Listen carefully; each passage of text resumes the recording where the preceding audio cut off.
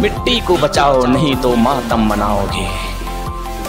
आज ही उठो और जागो, नहीं तो पैसों के लालची तो आपको जहर खिला खिला कर मारेंगे ही, साथ ही आपकी आने वाली पीढ़ियों को ऐसे बर्बाद करेंगे जिससे आपकी अनकूत संपत्ति, गाड़ी कमाई भी उनके जीवन का संरक्षण करने में असमर्थ हो जाएगी।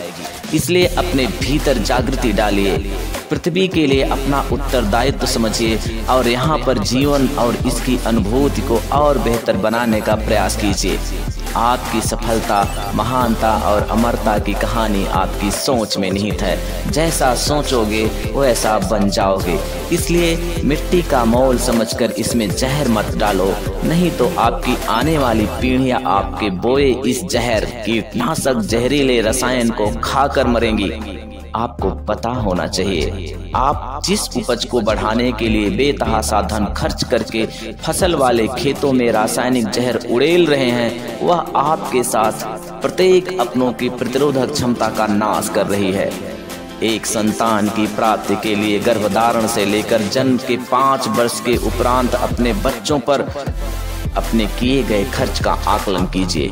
इतना करने के बाद भी अधिकांश बच्चे कम उम्र में ही भयानक बीमारियों का शिकार हो रहे हैं। इस बात पर मैं जोर देकर कहने का प्रयास करूंगा कि दुनिया का कोई भी हॉस्पिटल आपकी गलतियों का इलाज नहीं कर सकेगा।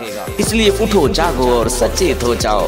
हे दोस्त, हे भाई, हे बहन, कर डालो, अन्यथा हॉस्पिटल से आप अपनी संतान को जीवित लाने से पहले 100 दफा डर से कांप उठोगे।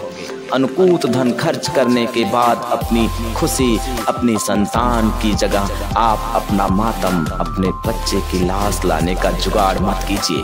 टेलीविजन के झूठे प्रचार में अपनी सारी भावनाएं उड़ेल देने वाली माताओं, फेयर लवली से कोई गोरा नहीं होता। मिट्टी को बचाओ नहीं तो मातम मनाओगे। धन से बाहरी आवश्यकता पूरी हो सकती है, लेकिन शरीर के भीतर की आवश्यकता को पूरी करने के लिए मिट्टी ही सहारा बचेगी।